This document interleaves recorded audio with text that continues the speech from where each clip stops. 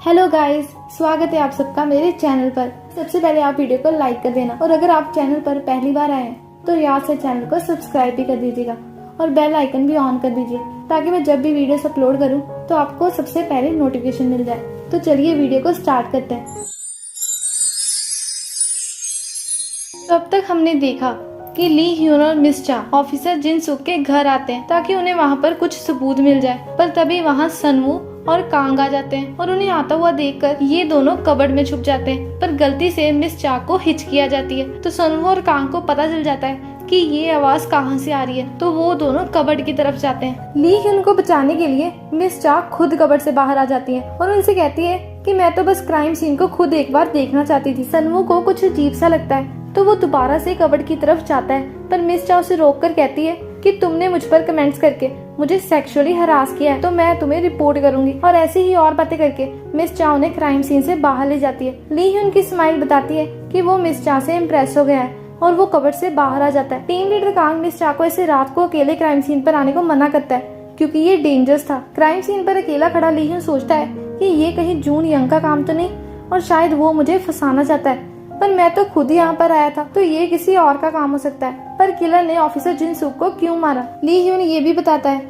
कि इस केस में फिजिकल एविडेंस के साथ साथ इमोशनल एविडेंस भी है क्योंकि ऑफिसर जिन सुक ने एक बार भी अपने आप को बचाने की कोशिश नहीं की, तो क्या उन्हें किसी बात का गिल्ट था? ली ह्यून टैबलेट्स को चेक करता है और उसे पता चलता है कि ये कैंसर ट्रीटमेंट की मेडिसिन है। तो एक पर्सन जो मरने वाला था उसे किस बात का गिल्ट हो सकता है? लॉयर जंग अपनी कार में बैठा प्रोसिक्यूटर शिन की कही बातें सोच रहा था, जिसमें प्रोसिक्यूटर शिन ने कहा था कि एक पर्सन जिसे वो जानता है उसकी मौत हो चुकी है और दूसरा पर्सन गायब हो गया है। प्रोसिक्यूटर शिन लॉयर जंग को एक आदमी की फोटो दिखाकर उसे मिलने को बोलते हैं और उसके बेटे को भी ढूंढने का काम देते हैं। दूसरी तरफ हम किलर के पास एक मदर और डॉटर की बॉडी देखते हैं। मिस चा अपने घर वापस आ जाती है जहाँ पर ली ह्यून सोया हुआ था। मिस चा को ली ह्यून की शर्ट पर कट का निशान और ब्लड दिखता है तो वो ली ह्यून के पास जाकर देखती है कि उसे कट लगा हुआ था, तो वो ली ह्यून के वाउंड की ड्रेसिंग करती है और खुद भी वहीं सो जाती है। तो ली ह्यून उसे उठाकर बेड पर फेंक देता है। सो नेक्स्ट मॉर्निंग मिस चा उठकर देखती है कि सारा घर बहुत ही साफ है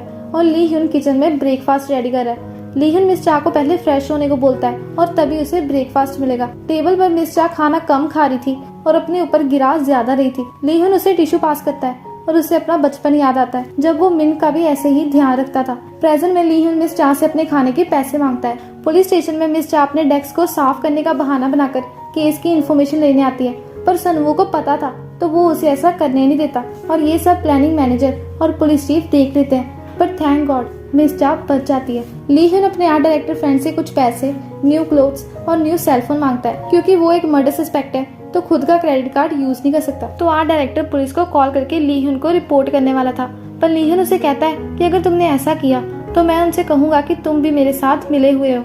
ली ह्यून हॉस्पिटल जाकर रिसेप्शनिस्ट से पूछता है कि मैं उस डॉक्टर से मिलना चाहता हूँ जिसने ऑफिसर जिन सुक का पोस्टमार्टम किया है। उसी समय जून हो ली ह्यून को देख लेता है और फिर वो ली ह्यून को बताता है कि ऑफिसर जिन सुक का पोस्टमार्टम हो चुका है और हमें एक और डेड बॉडी मिली है जिसके वाउंड्स ऑफिसर जिन सुक के वाउंड से मिलते हैं और ये शायद सेम किलर का ही काम है। लैब में पहले वाली बॉडी जोजो की है, ये वही है जिसकी बॉडी हमने बिल्डिंग में देखी थी और इसका क्रिमिनल रिकॉर्ड भी है और इसके बाद ही ऑफिसर जिनसुक का मर्डर हुआ था। ली ह्यून उन्हें थैंक्स कहकर जाने लगता है तो जूनहो उसे कहते हैं कि जब तुम इस किलर को पकड़ लोगे तो मुझे ट्रीट जरूर देना। ली ह्यून इस बात के लिए एग्री हो जाता है। ली ह्यून ने मिस चा को कॉल करके जोजो की बॉडी के बारे में बता दिया था और उसे जोजो के बारे में सर्च करने को भी बोला था क्योंकि जोजो का क्रिमिनल रिकॉर्ड भी है। तो मिस चा ऑफिसर जिनसू की प्रोफाइल चेक कर रही थी कि सनवू को उस पर शक हो जाता है, पर तभी सनवू को एक न्यू डेड बॉडी की न्यूज मिलती है तो वो सब वहाँ से चले जाते हैं और मिस चा को टाइम मिल जाता है कुछ फाइल्स इकट्ठा करके अपने साथ घर ले जाने का।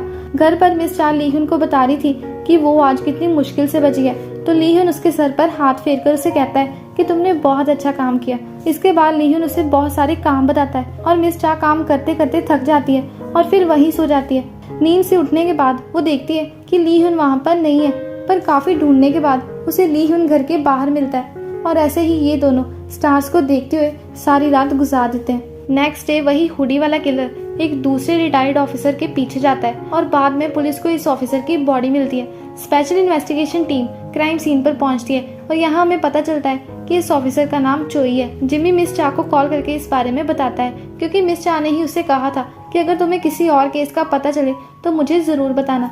ये सुनकर लीहुन मिस चा को अपने साथ कार में कहीं ले जाता है और उसे बताता है कि इस केस से ही मिलता जुलता एक केस था जिसमें 15 साल पहले एक बेटी और उसकी माँ का मर्डर हुआ था और उसी क्राइम सीन पर मर्डर वेपन भी मिला था। मर्डर वेपन पर उस लेडी के हस्बैंड के फिंगरप्रिंट्स मिले थे जिसका नाम पाक था। पर पाक का कहना था कि जिस समय वो घर आया था तो उसने दरवाजे पर ये चाकू पड़ा हुआ देखा था और अंदर आकर उसे अपनी वाइफ और बेटी के मर्डर का पता चला था। पर इनके नेबर्स ने बताया था कि मर्डर के एक दिन पहले ही इनके बीच बहस हुई थी और इस समय पाक जेल में है। मिस्टर लीहुन को बताती है कि इस फैमिली का एक मेंबर अभी भी जिंदा है जिसका नाम है दाइजंग और मर्डर के टाइम दाइजंग सिर्फ 13 साल का था और उस समय वो छुपा हुआ था। लीहुन सोचता है कि एक बच्चा जो अपनी फैमिली में से अकेला जिंदा है, बिल्कुल मेरी तरह। मिस्टर सोचती है तो ये लड़का दाइजंग एक क्रिमिनल का बच्चा बनकर बड़ा हुआ है जैसे कि मैं। दूसरी तरफ वही हुडी वाला किलर अपने घर वापस आता है और अपने सामने अपनी मॉम और अपनी बहन को देखता है जो असल में वहाँ नहीं थे क्योंकि आज से 15 साल पहले इन्हीं का मर्डर हुआ था। और ये वही लड़का है दाइजंग जो उस दिन छुपा हुआ था और इसके फादर को पुलिस अरेस्ट करके ले गई थी। दाइजंग के कमरे में जाते ही उसकी इमेजिनेशन गायब हो जाती है। जिम्मी को मिस चा का मैसेज मिलता है जिसमें उसने लिखा था कि तुम दाइजंग के बारे में पता लगाओ कि वो कहाँ रहता है। सनवू जिम्मी को पकड़ लेता है और इन सबको शक हो जाता है कि मिस चा के साथ कहीं लीहुन भी तो उसकी हेल्प नहीं कर रहा और इन्हें क्या पता था कि इनका शक बिल्कुल ठीक है। दूसरी तरफ मिस चा और लीहुन दाइजंग के फादर पाक से मिलने जेल आते हैं पर पाक उनसे नहीं मिल सकते थे क्योंकि वो अपने लॉयर के साथ बैठे हुए थे और उसी समय लॉयर जंग वहाँ से बाहर आता है। लीहुन उसे कहता है कि व्हाट अ कोइंसिडेंस, तुम मुझे हर केस में मिल जाते हो। लॉयर जंग कहता है कि मैं कोइंसिडेंस में बिलीव नहीं करता और मेरे अकॉर्डिंग हर चीज का रीजन होता है और मुझे तुम जाने पहचाने लगते हो जैसे तुम मुझसे काफी टाइम पहले मिले हो। लीहुन कहता है कि मुझे नहीं पता। तो लॉयर जंग क्रीपी सी स्माइल करके वहाँ से जा रहा था पर पीछे से मिस चा लीहुन से कहती है कि लॉयर जंग इतना भी इम्पोर्टेंट पर्सन नहीं है कि कोई उसे याद रखे। ये सुनकर लॉयर जंग की स्माइल गायब हो जाती है। जिम्मी मिस चा को कॉल करके बताता है कि दाइजंग बहुत टाइम पहले ही अपने पुराने एड्रेस से गायब हो गया था और उसके कोई सेलफोन रिकॉर्ड्स भी नहीं है। पाक से मिलने से पहले लीहुन मिस चा से कहता है कि तुम गुड कॉप बनोगी और मैं बैड कॉप बनने की एक्टिंग करूंगा।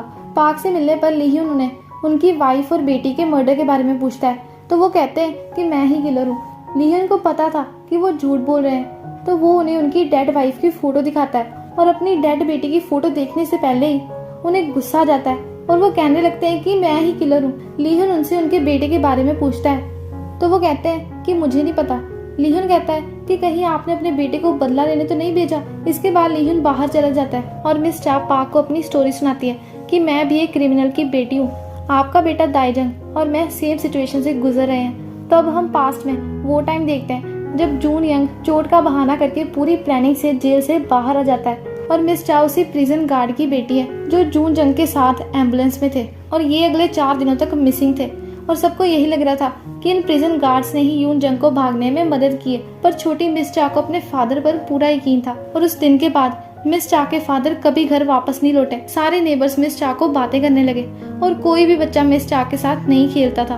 प्रेजेंट में मिस चा कहती है कि मेरे लिए वो टाइम बहुत ही मुश्किल था, इसीलिए मैं आपकी हेल्प करना चाहती हूँ अभी इसी वक्त दाइजंग को रोक कर। तो पाक मिस चा को अपने बेटे की लोकेशन बता देते हैं और मिस चा इन्वेस्टिगेशन टीम को ये लोकेशन भेज देती है। सनवू टीम लीडर कांग के बारे में पूछता है तो जिम्मी उसे बताता है कि उनका पेट खराब है और वो पिछले 20 मिनट से वॉशरूम में ही है।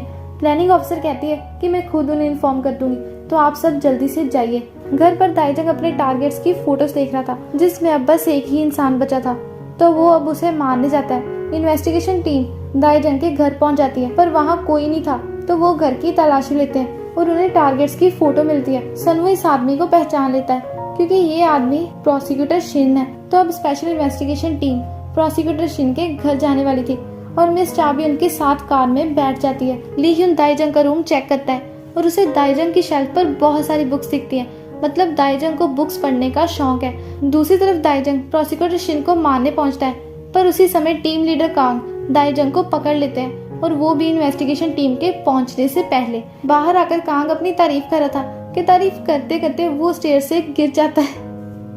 कार में बैठकर दाइजंग अपनी मदर और सिस्टर को याद करके बहुत रोता है और दूसरी तरफ उसके फादर भी बहुत रो रहे थे। सारी टीम दाइजंग को देखकर उदास हो जाती है। पुलिस चीफ सारी टीम को शाबाशी देते हैं तो सनवू और टीम लीडर कांग मिस चा की बात करते हैं कि ये सब उसकी वजह से ही पॉसिबल हो पाया। तो क्या मिस चा टीम में वापस आ सकती हैं? पर पुलिस चीफ वहाँ से चले जाते हैं तो प्लानिंग ऑफिसर खुद उन्हें मनाने की जिम्मेदारी लेती है। इन्वेस्टिगेशन टीम और मिस चा सब एक साथ बैठकर सेलिब्रेट करते हैं। मिस चा कहती है कि केस की इन्फॉर्मेशन से पता चलता है कि पुलिस ऑफिसर से इन्वेस्टिगेशन में मिस्टेक हुई थी और प्रोसिक्यूटर शिन ने जानबूझकर पाक को किलर साबित कर दिया, बल्कि असली किलर शायद जोजू था क्योंकि उसका प्रोसिक्यूटर शिन के साथ कनेक्शन था।